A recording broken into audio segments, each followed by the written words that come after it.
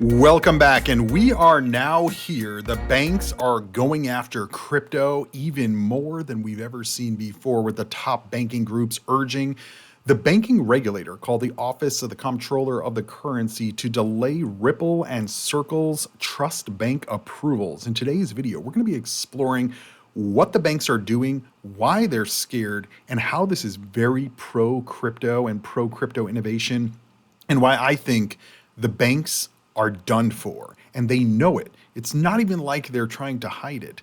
They know that crypto and DeFi being accepted into the financial ecosystem, which it is, and a lot of this has to do with the current administration, the current regulators that we have, the Treasury Secretary, the SEC Director. This is a huge change from where it's been. But what we're going to explore in today's video is not just what they're trying to do now, but how we got here and what the banks have been doing to the crypto industry for years, and how we got to this point today, where now the banking groups are urging their own regulator, which I would imagine the banks had a lot of influence over previously. They may no longer have that influence anymore. And that tells us that crypto has won. This is the Cryptoviser podcast. We talk about crypto every single day of the year since 2018. All I ask you guys to do is give the video a free thumbs up, hit that subscribe button, that way you never miss a new video. And if you want to help support the channel financially, click the join button or subscribe plus button down below here on YouTube to learn more how you can support the channel for as little as $1.99 a month. But if you can't afford it or don't want to pay it, at least give the video a free thumbs up, because thumbs up are free, crypto is not, and these videos are as well. Anyway, let's get into it, because there is a lot to unpack here and understand what this means for the industry. In my view, this is a clear signal of where the industry is going, and a clear signal of an old industry, TradFi, traditional finance, that has absolutely refused to keep up with the times, make things better about their product. I mean, as time goes on, products should become better, easier to use, cheaper. People want to use them more. But that's actually the opposite of what's happened with the banks. And literally the reason why crypto was created. I mean, Bitcoin came out of the 2008 financial disaster, which the banks created. And then the banks created the solution for. And who benefited from that? The banks, every aspect. People lost their entire lives. They lost their homes. The banks, they did very well. Very, very well. I mean, guys, look at 2008, a little blip on the radar over here. $25 JP Morgan price. And now JP Morgan price has gone up over 10x from the 2008 bottom, right? And has almost a $1 trillion market cap. I want you guys to think about this. $1 trillion market cap for a bank that provides nothing to the people of the United States besides debt, because that's what banks do. They just issue debt. That's how they make their money. You put money in the bank, people are like, oh, my money is safe in the bank. No, it's not. No, it is not. JP Morgan Chase, Citi, and Wells Fargo lose $5.3 billion to bad loans in one quarter as customers fail to pay debts. I want you guys to think about this. 3 months, 4 banks lost $5.3 billion. And by the way, Wells Fargo, they had to basically, eat $200 million in losses just to continue operating for one quarter. $200 million. What do these banks do? I want you guys to really think. And now, here's the deal. Some of this is generational, and I do have a very nice mix of age group on this channel. So we do have boomers on the channel, and what I would say is, like, the boomer generation, they did believe and trust in the banks. And honestly, growing up in the 70s and 80s, you were probably getting 20% interest on your cash balances, right? And then as you got into the 80s and 90s, you started to see the interest come down, but still having savings account earn some interest to outpace the rate of inflation. And now what do you get at the banks? You put in $100, they give you 0.001% as interest per year. So on $1 million, you get $1,000 per year. It's nothing. It's literally better to put your money anywhere else than in a bank. But the banks are like, oh no, everybody loves putting their money here. Everyone feels safe putting their money here. It's like, no, they just don't want it to get stolen. So they put their money in the bank because if, like think about a home, you have to pay overhead on it. You have to pay property taxes. You have to pay insurance. Things can go wrong. You could have maintenance, right? There's a lot of other things in those type of investments. So if you want to just have money on the sidelines ready to deploy, you're going to put it in a bank. But it doesn't mean that the bank has the best business model, because it doesn't. And we're seeing that here. So let's get into what the banks are doing. Top American banking groups are pressing the Office of the Comptroller of the Currency, the OCC, going forward to delay action on trust bank applications by Ripple, Circle, and others until full business plans are disclosed and stakeholders have meaningful opportunity to review and comment on the policy implications. First of all, why should JP Morgan have to read through and approve Circle becoming a bank? Pardon my language, fuck you. Like, for real. If you are running a business, like let's say you are, I don't know, let's just take something simple. Like let's take Burger King, right? And McDonald's. Let's say you want to create a burger shop, sandwich shop. You don't have to go to Burger King, McDonald's and get their approval to get it done. Why do the banks think that these other companies should have to wait? No. Ripple and Circle among several companies in digital asset space that have submitted applications to establish full federally regulated national trust banks in the US. Circle, following its IPO, applied for a license to manage USDC reserves and institutional crypto assets. Ripple soon followed, filing to oversee its stablecoin operations and expand its services under OCC oversight. Their proposed entities, First National Digital Currency Bank and Ripple National Trust Bank, respectively. However, 5 major banking organizations, these right here, contend that these business models fail to meet the legal requirements for national trust banks to primarily engage in fiduciary activities. In the joint letter dated July 17th, the groups stated that approving the pending applications would set a precedent where custody and payment services become the basis for granting a trust bank charter. What do you do? What do you do as JP Morgan?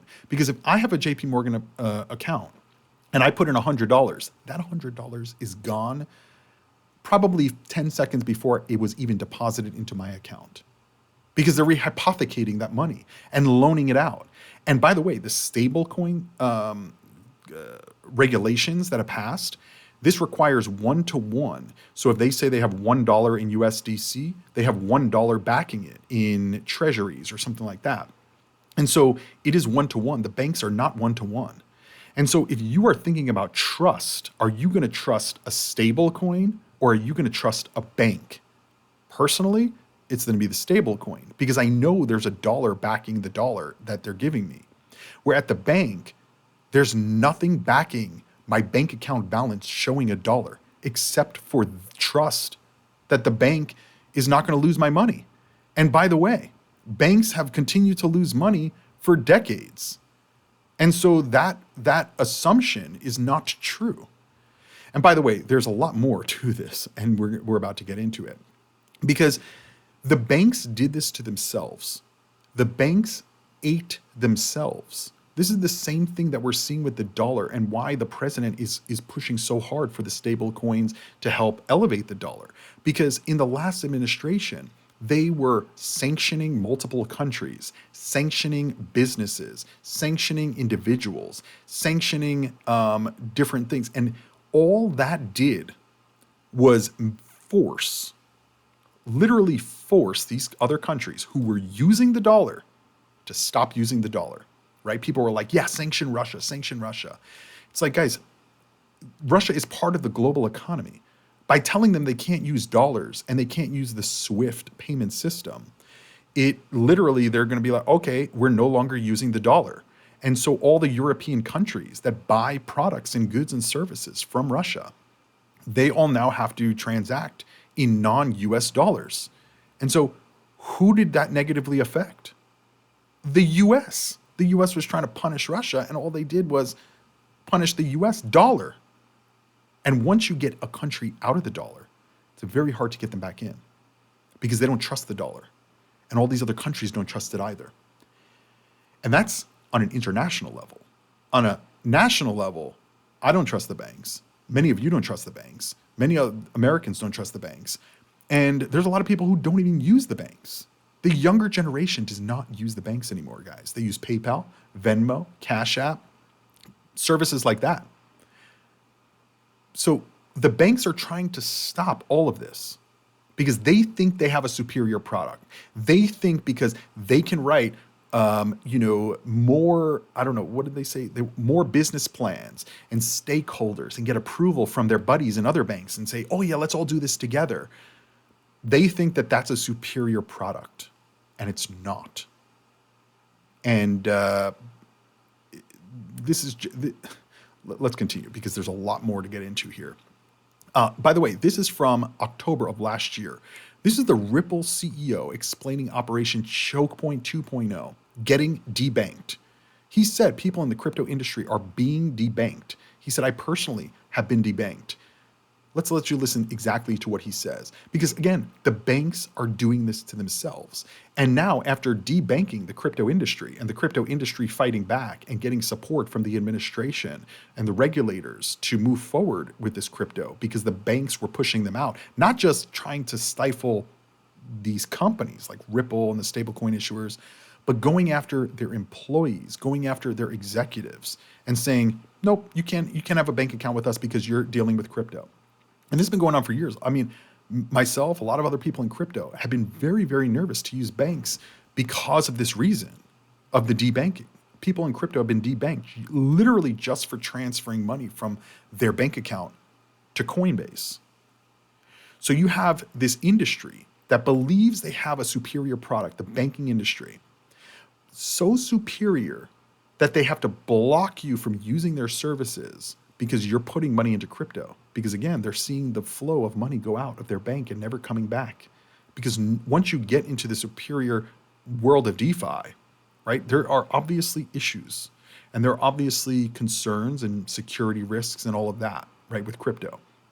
But when you're thinking about it, bank versus crypto, bank versus DeFi, I think it's clear.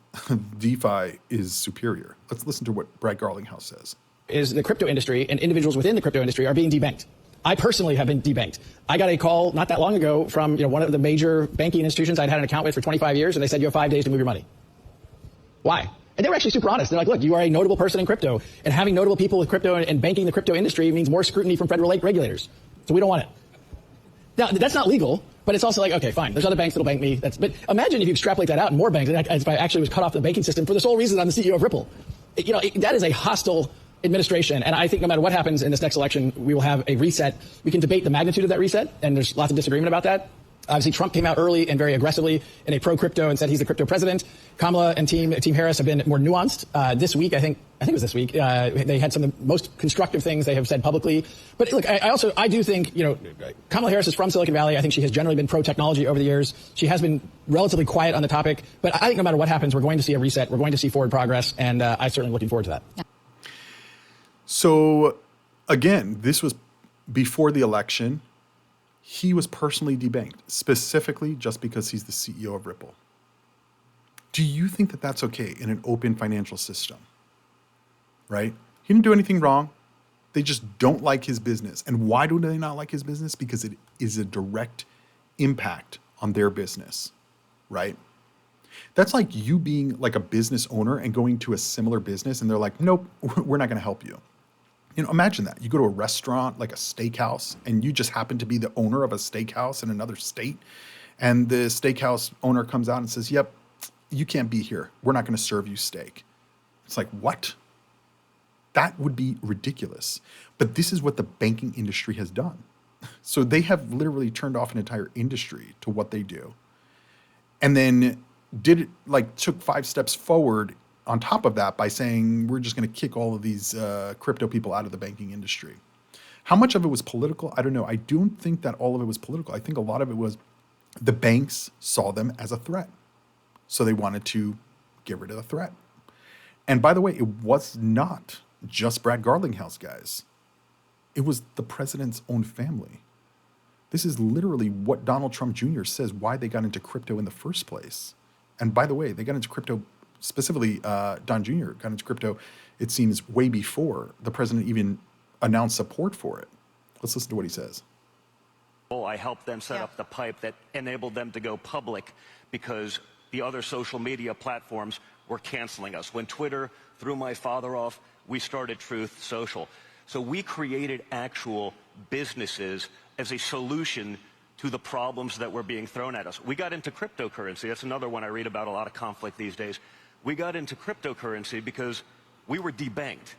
And so it's interesting. I mean, there's many people in this room that in the past I could have called at any time in my life, hey, I need a loan to build a building, because that's what we did. And I would have gotten a call back and a loan in about 5 minutes. All of a sudden, those people wouldn't take your calls. They wouldn't have your bank accounts. And so we did and invested in businesses as solutions. There you go. And that's not his only, the Trump family's only conversation about debanking, right? Because last year, there was silence about the debanking. Like, people didn't believe that banks would cut off people just because of the industry that they work in is a direct competitor to crypto. I mean, to the banks. That's exactly what they did.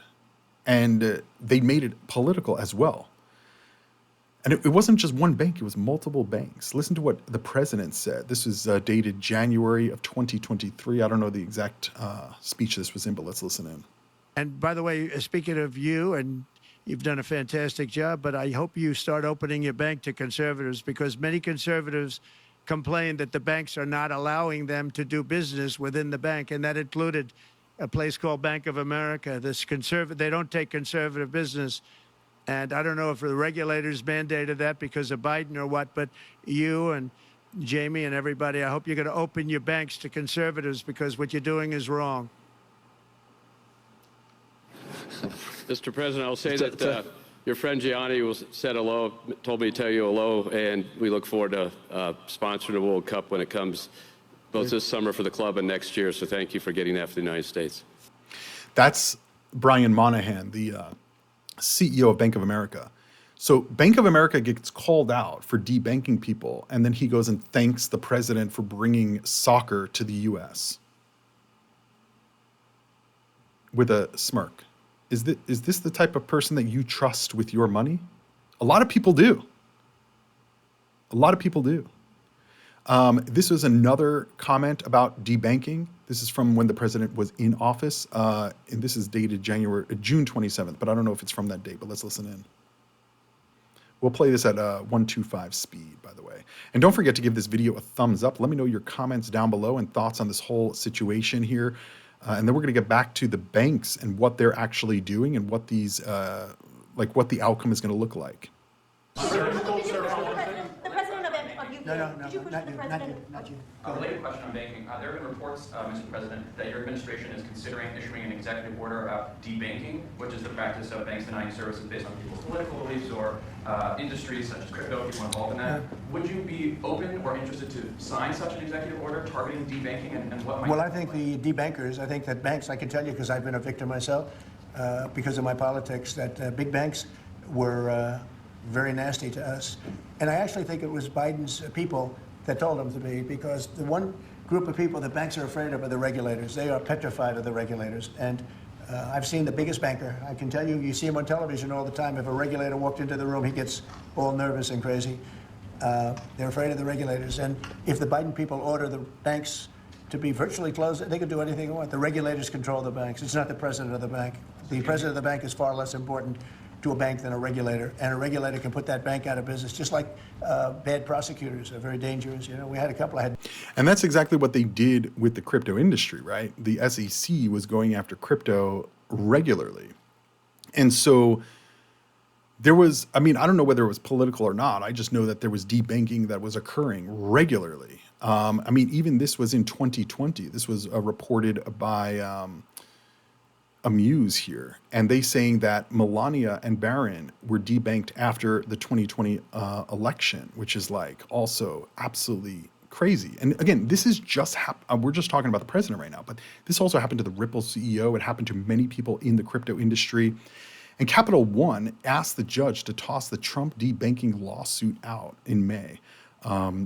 They called the Trump organization's political debanking allegations false, according to the Virginia-based bank, saying that while it did close the bank accounts occasionally, it does so for legal and regulatory permissible reasons. And the plaintiffs, the Trumps, have pled no facts suggesting otherwise.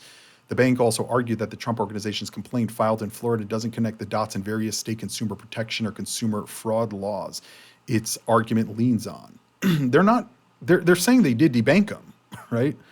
They're not giving reasons as to why that's appropriate, right? Like, why is it appropriate for a bank to debank somebody based on them? I mean, people had their accounts shut down just for transferring money to Coinbase or pulling money from Coinbase. It's absolutely ridiculous. We also heard this. Monica Long, who is an executive over at Ripple, she said as trillions of dollars of assets, bonds, stocks, real estate, and the list goes on, become tokenized around the world, you cannot understate the importance of bank-grade custody and security underpinning these assets.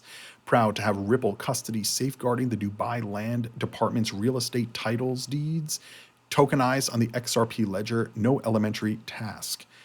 And so again, with them tokenizing things, right? Why do you think the banks, why do you think the private companies don't like Robinhood tokenizing private sales? Because they don't want you involved in that. Whoever they are, right? The suits, they want it. They want to be able to make money from early stage investors, private investments before they go public. They don't want you to. They don't want you to be able to. That's why they put Jim Cramer on, what is it, CNBC, to go and say, oh, buy this stock, when the stock has already pumped 2-3x. It's ridiculous. And so, by the way, banks also are not doing this kind of thing around the world. Ripple is becoming a global powerhouse. And if they become a bank, now they're a bank with a global powerhouse of a business. The banks, they want to make money on their systems. That's why they say, well, we have Venmo. We have Zelle, not Venmo, Zelle. We have Zelle. We have this. We can do it. We don't need this. We don't need Ripple. Because all of these crypto companies are going to take their business, take their control of the industry, take their monopoly. That's what the banks are worried about. I mean, I think some of it has to do with regulatory concerns as well, but I think the banks are looking at the bottom line because, again, is JP Morgan, which provides no value to any of their customers besides putting them in debt, right? There's no value there. What products have value with JP Morgan? You can say a bank account, okay, but the bank account, they're giving you 0.001%. Everything else is debt.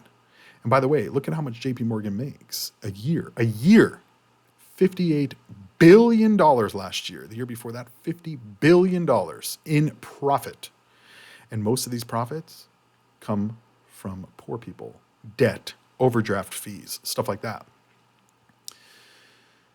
And by the way, Ripple just created their own stable coin. So Ripple is not just a payment rail powerhouse around the world, but they also want to become a bank and have their own stable coin that is not going to integrate with a JP Morgan coin or JP Morgan blockchain.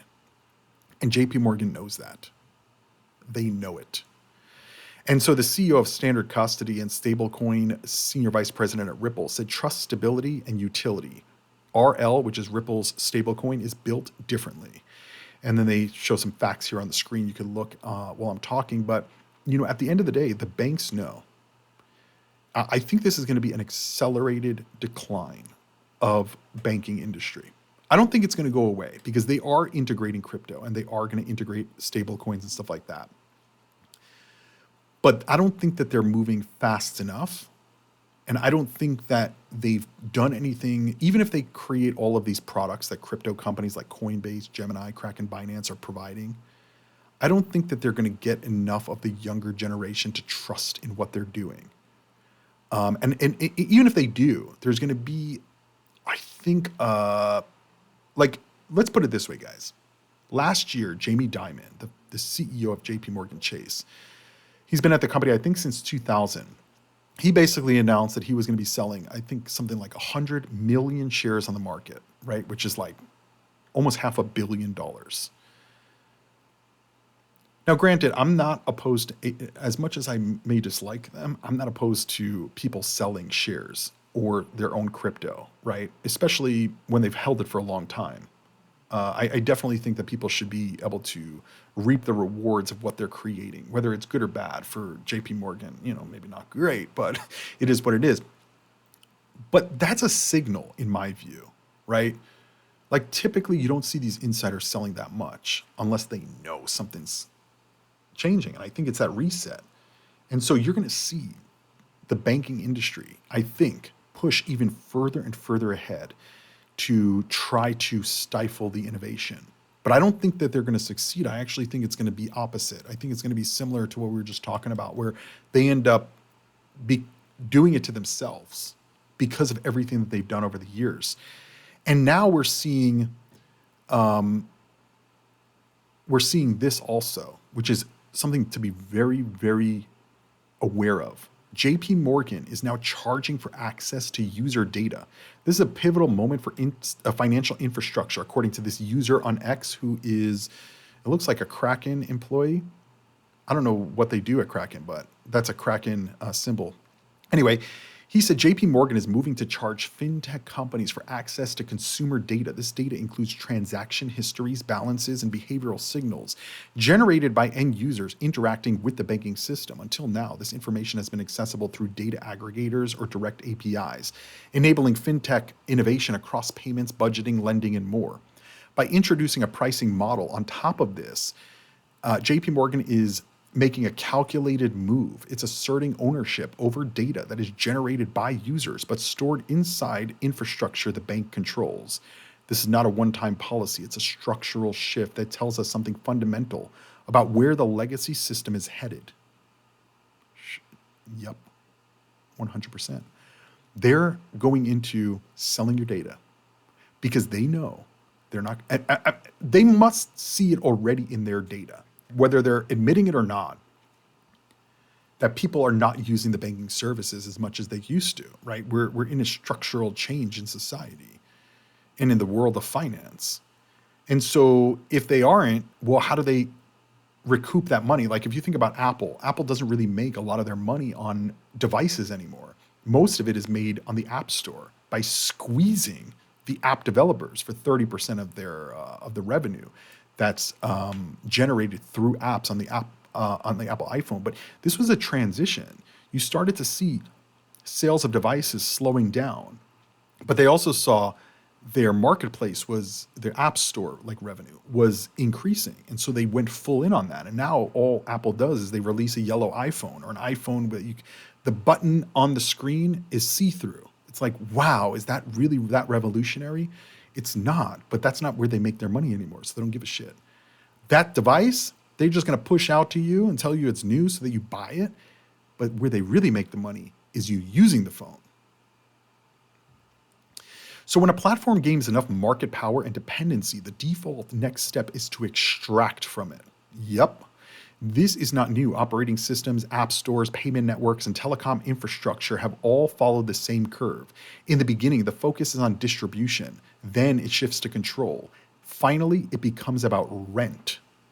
Keeping a business afloat, even if it shouldn't be afloat anymore, right? Technically, we don't need the banks. But the banks are not just going to go away without kicking and screaming. They are going to kick and scream all the way there. And so they want rent. And so they'll look for different avenues. I mean, we're seeing this with a lot of companies, right? They don't necessarily have a product that they can sell on a regular basis. So they just sell the subscription, right? The moment a core financial entity becomes charging others simply to read users' authorized data, you are watching that final step in real time. Yep. So the technical concern, we're not going to get really into, but why crypto matters. Public blockchains invert this architecture. Data is written to globally accessible networks with permissionless read and write access. The state is maintained by consensus, not by counterparties. Identity is tied to cryptographic credentials, not private accounts. Code is open and composable rather than licensed or restricted. Again, everything that we're talking about is opposite what the banks are doing, right? So in this model, access is not a business development negotiation. It's a property of the system itself. Smart contracts execute logic predictably across all users. Data lives on a ledger that is equally available to every participant. Protocols can be composed together without friction or arbitration. Builders don't need to ask for access, and users don't need to trust an intermediary like a bank to store and release their own information. This creates a fundamentally different environment for innovation. It also creates an escape path for platforms that want to monetize every layer of user activity while preventing competition from merging. Sounds like a bank, right? And so the issue is not specific to the US. In Europe, this created mandatory data sharing between banks and third parties, but many institutions have resisted compliance or introduced friction through authentication flows. In China and India, national financial infrastructure is increasingly centralized, combining state-linked identity with payment systems that reduce user-level portability. In Latin America, super apps are racing to consolidate finance, identity, and commerce into vertically integrated platforms, right? So if you want to use our bank, you have to use our authentication process. If you want to use our authentication process, you have to use our commerce process or whatever the situation. Or they could say, in order to pay for things using our system, you have to have a bank account with us. To have a bank account with us, you need the identity. To have the identity, you need to also have credit cards or debit cards so we know what you're spending. And so it becomes essentially a digital identity combined, right? Everything is in one. And that's a monopoly. And monopolies are typically bad because they don't innovate, right? Apple is a monopoly. What is it a monopoly on?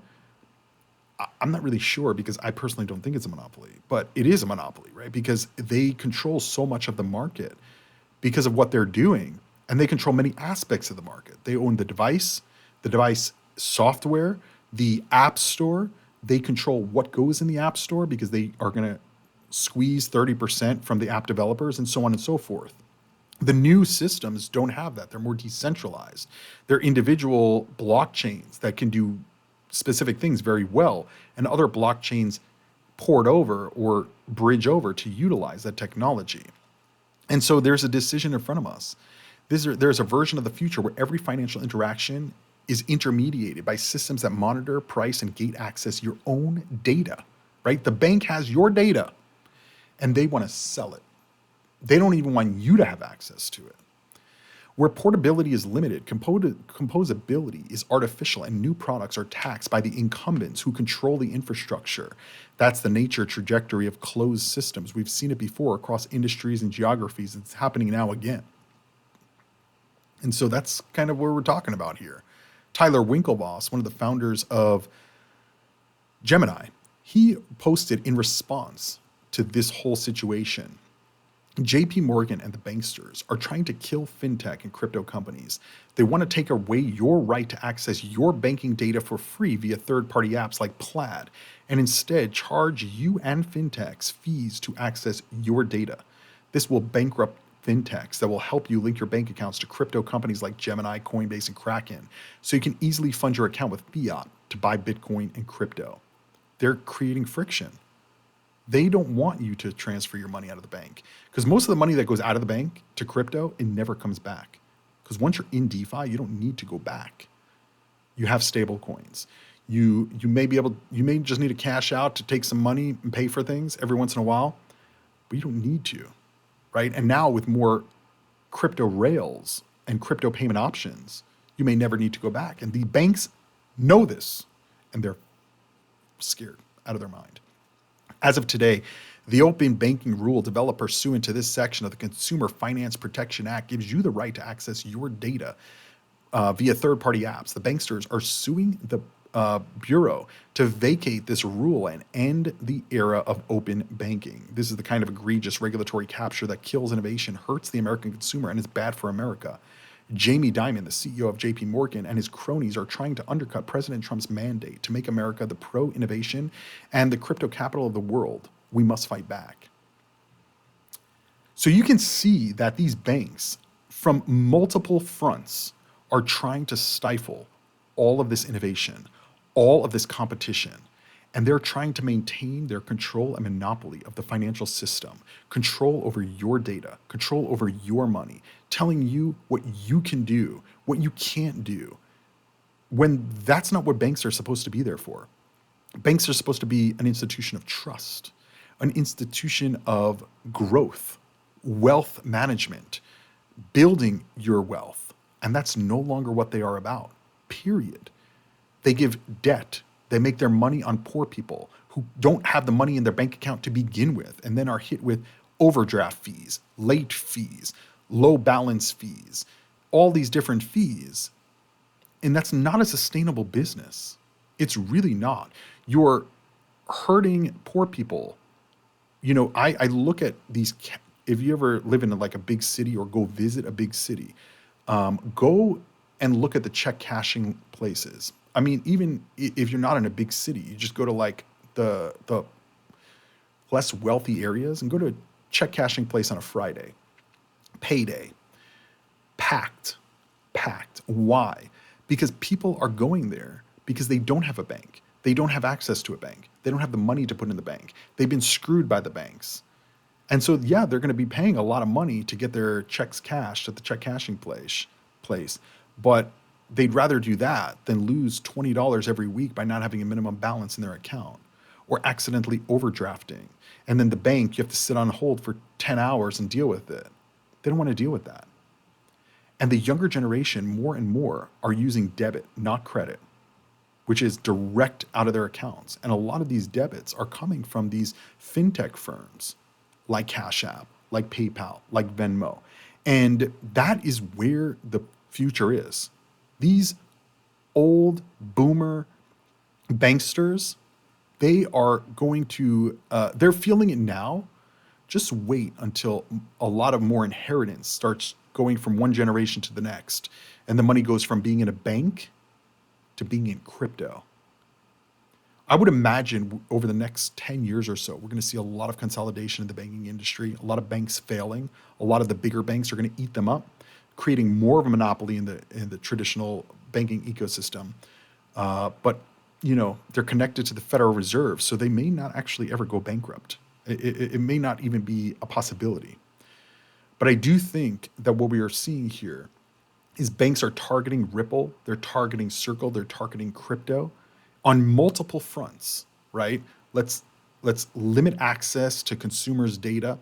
Let's sue these companies that are going to become banks, because once they become banks and banking is directly integrated into crypto, which we are months away from, I would imagine, these banks it's going to be a slow decline.